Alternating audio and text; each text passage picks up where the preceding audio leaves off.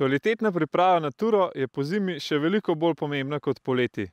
Krajši dan, mraz, sneg na poti, daljši dostopi, plazovne razmere in še kaj moramo upoštevati pri izbiri cilja in sami pripravi. Že nekaj dni prej spremljamo vremensko napoved in plazovne razmere. Te podatke poiščemo na spletni strani Agencije Republike Slovenije za okolje. Nikakor si namreč ne želimo, da bi nas pozimi ujela megla, snežni metež ali kaj podobnega. Ko ocenimo, da so razmere primerne za odhod v hribe, se prične izbor cilja. Izbiramo take ture, ki so nam poznane in smo bili tam že poleti.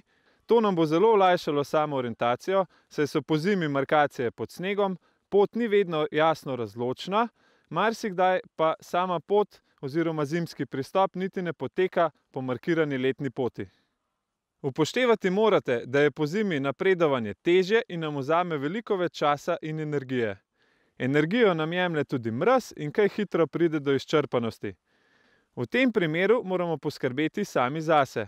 Zato naj v nahrbtniku nikoli ne manjka termovka s toplim čajem, topla oblačila, prva pomoč z astrofolijo, čelna svetilka z napolnjenimi baterijami, visokoenergijski prigrizki in mobilni telefon za izhod v sili.